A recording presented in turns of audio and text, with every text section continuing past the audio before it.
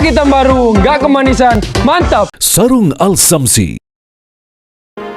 Halo selamat malam pemirsa, selain dua kabar utama tadi, kami juga akan menghadirkan serangkaian kabar penting lainnya.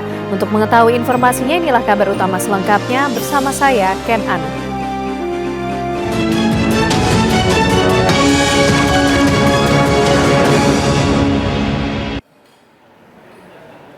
Ratusan warga menggeruduk warung remang-remang di Kabupaten Tangerang, Banten.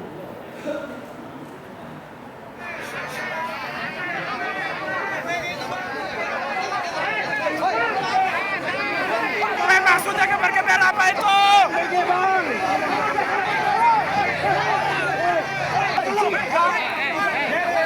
Kericuhan terjadi saat ratusan warga menggeruduk warung remang-remang di kawasan pusat pemerintahan Kabupaten Tangerang, Banten Selasa malam. Disebut-sebut aksi penggerebekan ini dilatar belakangi keresahan warga.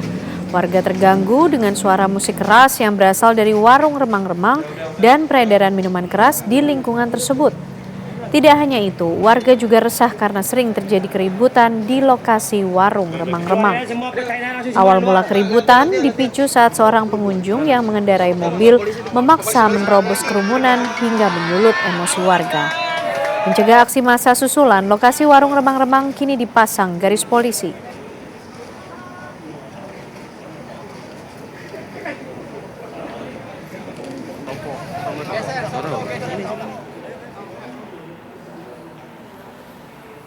Tiga rumah di kawasan padat penduduk di Kota Medan Selasa petang ludes terbakar. Tidak ada korban jiwa dalam peristiwa tersebut. Kerugian ditaksir mencapai ratusan juta rupiah. 3 unit rumah di Jalan Setia, Kecamatan Medan Sunggal, Selasa petang ludes terbakar hanya dalam hitungan menit. Bangunan rumah yang masih terbuat dari kayu membuat api dengan cepat membesar. Damkar Kota Medan bergerak cepat menuju lokasi di gang sempit hingga membuat petugas damkar kesulitan saat memadamkan api. Api dapat dipadamkan 1 jam kemudian setelah 5 unit mobil damkar dikerahkan ke lokasi. Penyebab kebakaran diduga terjadi karena adanya hubungan arus pendek listrik di salah satu rumah.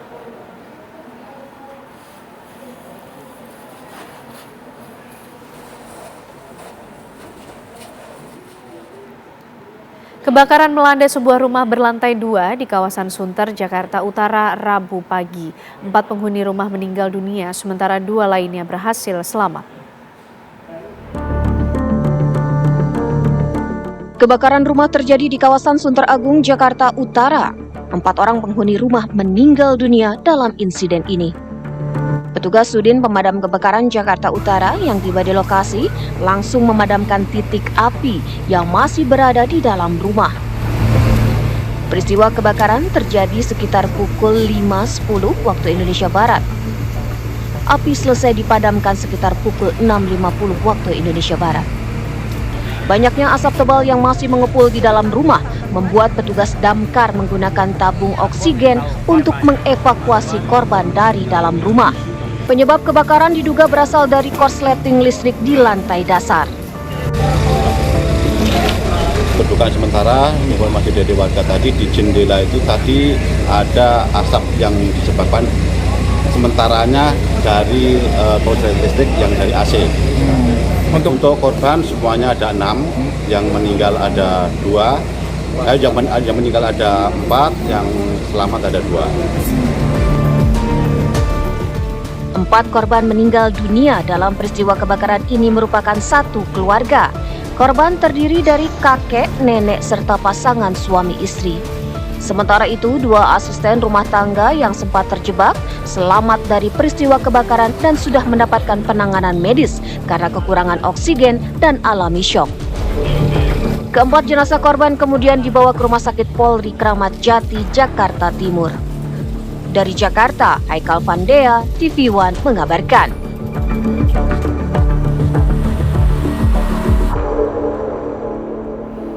Salah satu apartemen di Jakarta Utara kembali dijadikan produksi narkoba jenis sabu dan happy water. Saat penggeledahan, petugas dari Satres Narkoba Polres Jakarta Utara mengamankan 4 orang tersangka beserta barang bukti 1.156 happy water dan sabu. Saat digeledah, petugas menemukan bahan baku pembuatan happy water berupa blender, plastik klik, paper bag, serta bahan pembuat lainnya. Petugas kemudian melakukan pengembangan di salah satu apartemen yang sama di Beda Tower.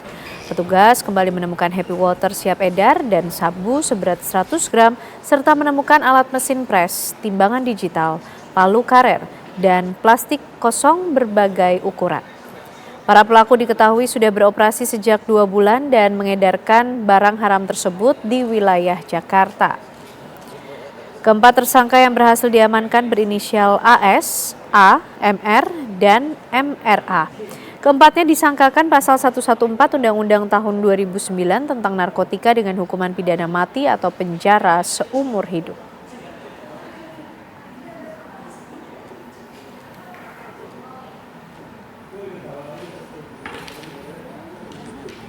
Aksi 4 orang debt collector menarik paksa sebuah mobil dan mengintimidasi sang pengemudi di Pati, Jawa Tengah beredar luas dan viral di media sosial. Kini polisi telah mengamankan dan menetapkan keempat pelaku sebagai tersangka. Pak, saya nggak mau loh ke kantor. Untung aja dengan Loh, pun nggak apa-apa. Saya pengen rekam, Pak. pokoknya ke kantor mawon. Pak, tadi katanya kan saya di sini ke Kapan pagi. Udah kok berat. Dalam sebuah rekaman video amatir, tampak seorang pengemudi wanita bersikeras mempertahankan mobil yang hendak dirampas paksa sekelompok debt collector. Sang pengemudi yang diintimidasi para pelaku meminta agar persoalan diselesaikan sesuai prosedur hukum. Insiden ini terjadi di kawasan Gor Pesantenan, Pati, Jawa Tengah. Korban yang mengalami intimidasi dan perampasan kemudian melapor ke pihak kepolisian. Setelah melakukan penyelidikan, petugas Satreskrim Polresta Pati berhasil meringkus keempat pelaku. Keempatnya kini sudah ditetapkan sebagai tersangka. Yang bersangkutan dipaksa untuk turun, namun yang bersangkutan sempat menolak dan merekam. Akhirnya dari rekaman tersebut, alhamdulillah kita berhasil mendeteksi atau mengidentifikasi para pelaku. Dari keempat tersangka, polisi mengamankan sejumlah barang bukti, diantaranya 1 unit mobil, STNK kendaraan, pakaian yang digunakan debt collector saat kejadian, serta rekaman video peristiwa penarikan paksa mobil. Kini untuk mempertanggungjawabkan perbuatannya, keempat tersangka mendekam di rutan Polresta Pati dan terancam hukuman 9 tahun penjara. Dari Pati, Jawa Tengah, Abdul Rohim, TV One mengabarkan. Sakit hati diputus cinta, seorang pria nekat membakar rumah mantan kekasihnya di Pekalongan, Jawa Tengah. Setelah buron beberapa waktu, akhirnya pelaku berhasil ditangkap di wilayah Solo. Pelaku terekam kamera CCTV ketika membakar rumah kekasihnya di Desa Kebun Rawo Pucung, Kecamatan Karangdadap, Kabupaten Pekalongan pada Jumat malam pekan lalu. Berbekal rekaman CCTV inilah akhirnya identitas pelaku berhasil diungkap pihak kepolisian. Polisi kemudian bergerak cepat menangkap pelaku di tempat pelariannya di sebuah rumah kos di wilayah Solo.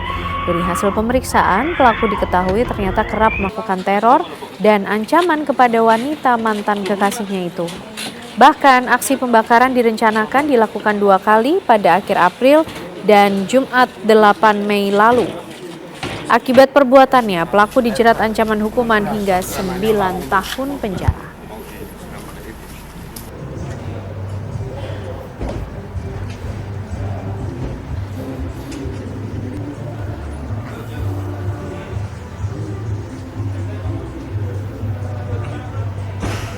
Pemirsa, Satreskrim Polres Tanjung Balai, Sumatera Utara menggerebek sebuah rumah yang dijadikan sebagai markas penipuan online.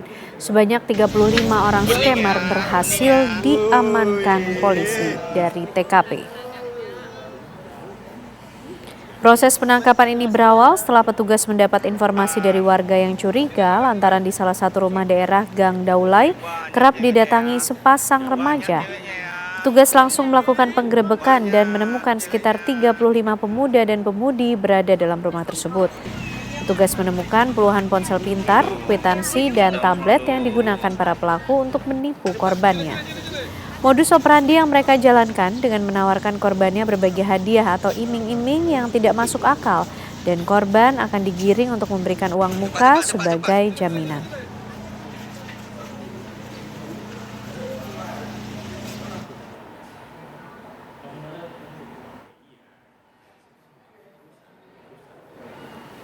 Polda Lampung membongkar praktik penipuan bermodus love scamming yang diduga dikendalikan dari dalam rutan kelas 2B Kota Bumi, Lampung Utara.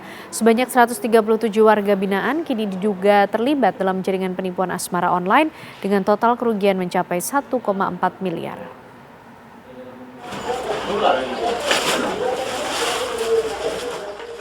Sebanyak 137 warga binaan rutan kelas 2B Kota Bumi, Lampung Utara diperiksa aparat Polda Lampung karena diduga terlibat dalam jaringan praktik penipuan bermodus love scamming. Jaringan ini terbongkar setelah tim Direktorat Jenderal Pemasyarakatan bersama Ditreskrimsus Polda Lampung menemukan 156 unit handphone di dalam rutan. Praktik love scamming ini berjalan terstruktur dan setiap warga binaan punya peran masing-masing, mulai dari pencari korban, pengelola akun palsu, sampai berpura-pura menjadi anggota TNI dan Polri. Para pelaku mencari korban wanita di media sosial dan membangun hubungan asmara sambil mencari celah untuk memeras korban. Biasanya dengan mengajak korban melakukan video call asusila. Aparat keamanan yang ada di Data penyidik mencatat ada 1.286 korban chat, 671 korban video call asusila, dan 249 korban yang sudah mentransfer uang kepada pelaku. Diduga beberapa pegawai rutan Kota Bumi terlibat dan membantu para pelaku. Rutan kelas 2B Kota Bumi, Lampung, total kerugian dari para korban kurang lebih sekitar 1.424.296.000 rupiah. Terduga pelaku, jumlah warga binaan yang sudah dilakukan pemeriksaan sampai dengan hari ini 145 orang. Sementara itu, Menteri Imigrasi dan Pemasyarakatan Agus Andrianto menduga modus love scamming dari rutan Kota Bumi memiliki jaringan di lapas atau rutan lain. Agus meminta Dirjen Pas dan Polda Lampung untuk mendalami kasus ini secara tuntas. Sampaikan kepada Pak Kapolda bahwa ini tolong diungkap seluas-luasnya siapapun yang terlibat, karena kebijakan zero halinan di dalam lapas dan rutan kan sering dilaksanakan oleh jajaran Direktorat Jenderal Pemasyarakatan. Seluruh warga binaan yang terlibat kini dipindahkan sementara ke rutan kelas 1 Bandar Lampung guna mempermudah pemeriksaan lanjutan. Dari Bandar Lampung, Pujiansyah, TV One mengabarkan.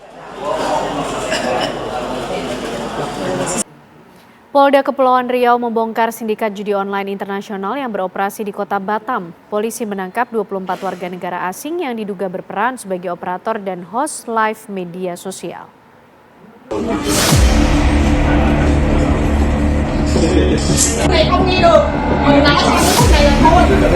Direktorat Reserse Kriminal Khusus Polda Kepulauan Riau mengungkap sindikat perjudian online internasional berkedok live streaming media sosial.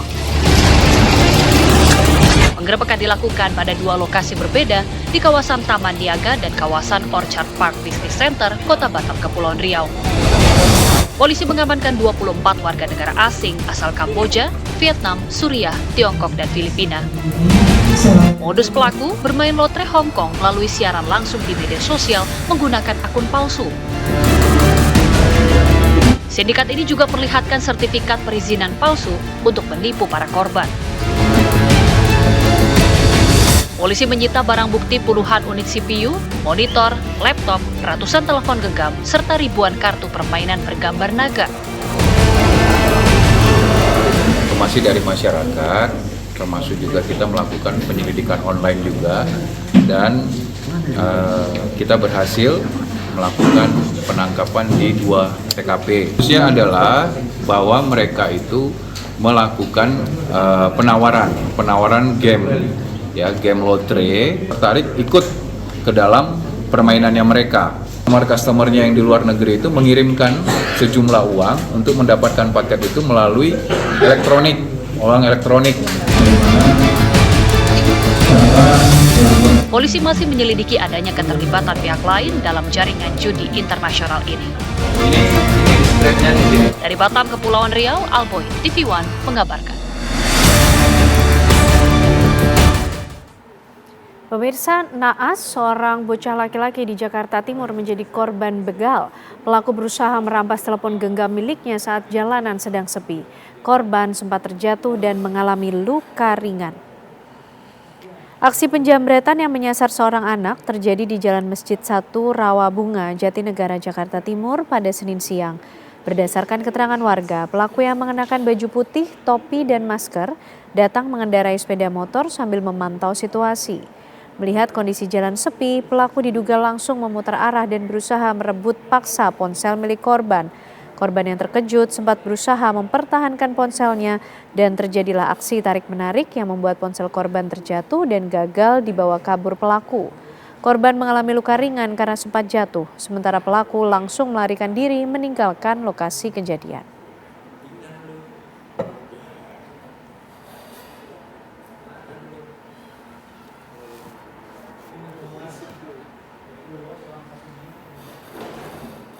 Truk box bermuatan paket mengalami kecelakaan di Tanjakan Silayur, Ngalian, Kota Semarang, Jawa Tengah.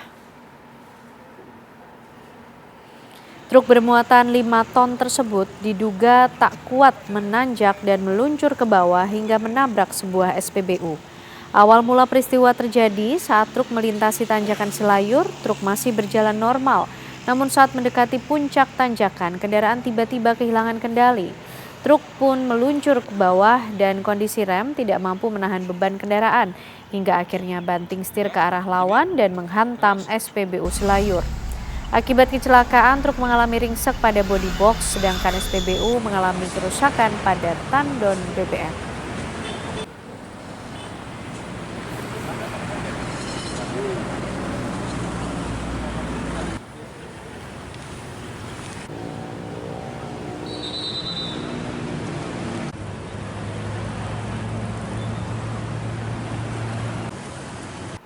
Mantan Mendikbudristek Nadiem Makarim dituntut 18 tahun penjara oleh Jaksa Penuntut Umum dalam sidang di Pengadilan Tipikor hari ini. Dalam perkara ini, Nadiem didakwa melakukan korupsi pengadaan laptop Chromebook yang menyebabkan kerugian negara 2,1 triliun rupiah.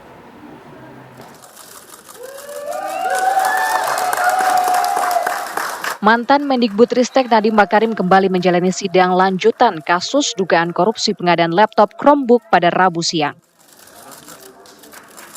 Dalam sidang yang beragendakan tuntutan, JPU menuntut Nadiem 18 tahun penjara dengan denda 1 miliar rupiah.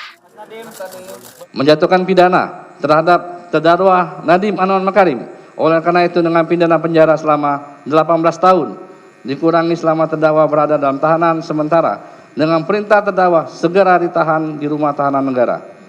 3. Menjatuhkan pidana terhadap terdakwa Nadiem Anwar Makarim sejumlah 1 miliar rupiah yang wajib dibayar dalam jangka waktu 1 bulan setelah putusan pengadilan berkekuatan hukum tetap. 622 ayat 4. Dalam kasus ini, Nadiem didakwa melakukan korupsi pengadaan laptop Chromebook saat menjabat sebagai Mendikbudristek. Proyek itu disebut menyebabkan kerugian negara 2,1 triliun rupiah. Selain Nadiem, ada 3 terdakwa lain dalam kasus ini, yakni Sri Wahyuningsih selaku mantan Direktur Sekolah Dasar, Mulyat Syah mantan Direktur SMP, dan Ibrahim Arif selaku eks-konsultan Kemendikbudristek era Nadiem yang sudah divonis 4 tahun. Sementara itu, Kejaksaan Agung masih terus memburu tersangka lain, yakni Jurid Stan yang merupakan mantan staf khusus Nadiem. Kejagung tak hanya berkoordinasi dengan Interpol untuk memulangkan Jurid Stan, namun juga berkolaborasi dengan lembaga lain. Tim TV One mengabarkan.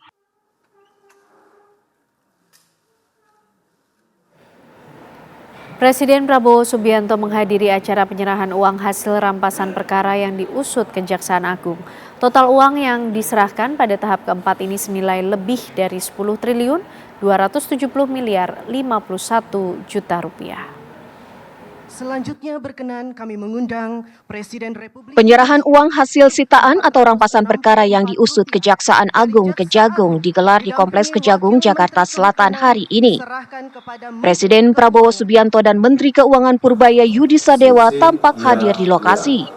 Gunungan uang senilai lebih dari 10 triliun 270 miliar 51 juta rupiah yang diserahkan ke kas negara ditampilkan di depan lokasi acara penyerahan disusun menyerupai latar piramida.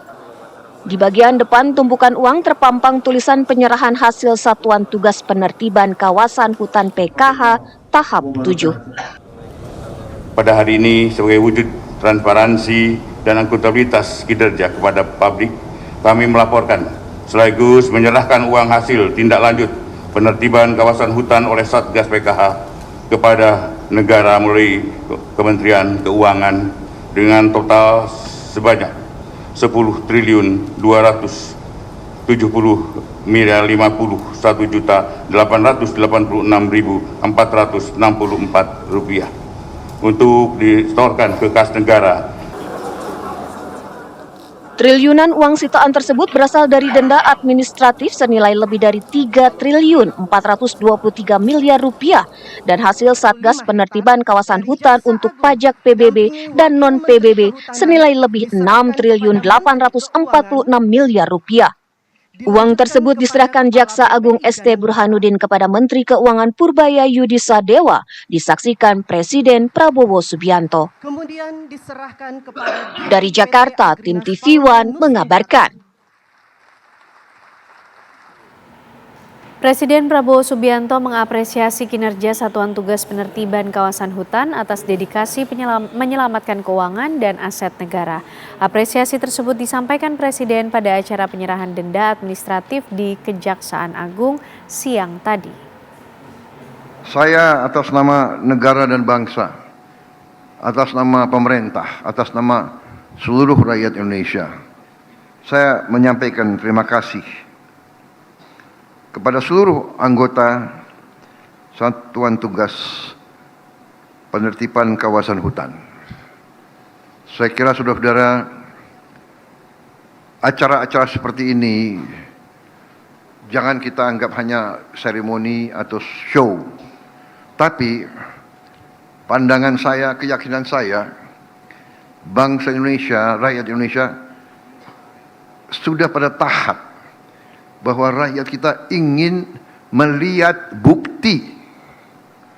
Jadi saudara-saudara, sekali lagi pekerjaan yang saudara-saudara laksanakan dilaksanakan oleh Satgas PKH, Kejaksaan, Kepolisian, TNI, BPKP, PPATK, semuanya ini sekarang kita buktikan kepada rakyat bahwa kita bertekad untuk mengamankan dan menyelamatkan kekayaan negara. Tim rescue Dinas Pemadam Kebakaran dan Penyelamatan Kota Bandar Lampung berhasil mengevakuasi seekor kerbau seberat 300 kg yang terjatuh ke dalam sumur sedalam 8 meter. Peristiwa terjadi di Kelurahan Gotong Royong, Teluk Betung Utara.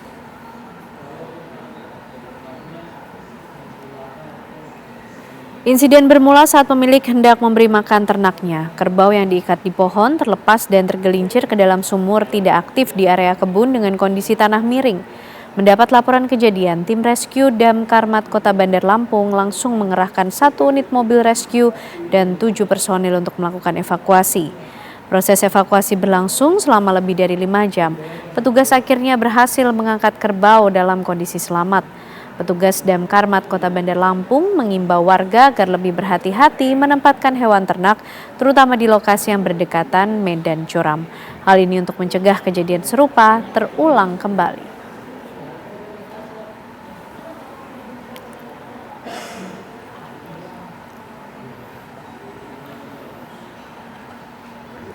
Presiden Prabowo Subianto telah membeli hewan kurban di beberapa daerah untuk dikurbankan pada Hari Raya Idul Adha 1444.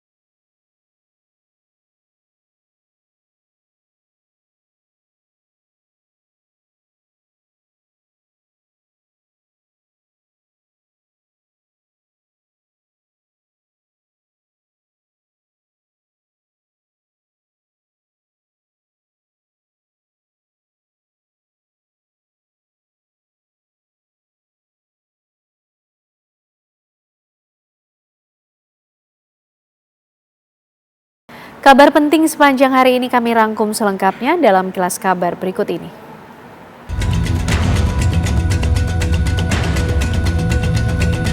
Kebakaran melanda sebuah rumah berlantai 2 di kawasan Sunter, Jakarta Utara, Rabu pagi. 4 penghuni rumah meninggal dunia, sementara 2 lainnya berhasil selamat. Banyaknya asap tebal yang masih mengepul di dalam rumah membuat petugas damkar menggunakan tabung oksigen untuk mengevakuasi korban dari dalam rumah. Penyebab kebakaran diduga berasal dari korsleting listrik di lantai dasar rumah. 4 korban meninggal dunia dalam peristiwa kebakaran merupakan satu keluarga. Korban terdiri dari kakek nenek serta pasangan suami istri. Sementara itu, 2 asisten rumah tangga yang terjebak selamat dari kebakaran.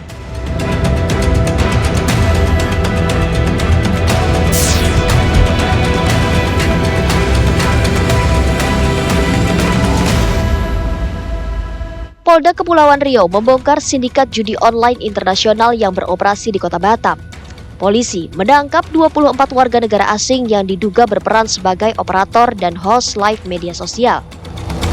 Para pelaku diduga menjalankan permainan lotre Hong Kong secara daring melalui siaran langsung di media sosial. Para pelaku terancam dijerat undang-undang terkait perjudian serta tindak pidana pencucian uang.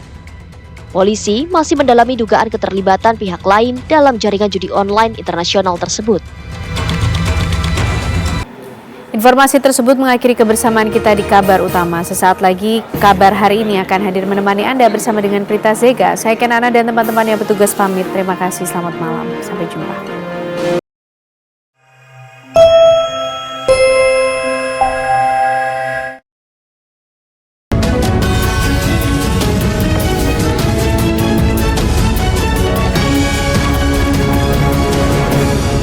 Didukung oleh Luak hitam baru, nggak kemanisan, mantap. Sarung Al Samsi.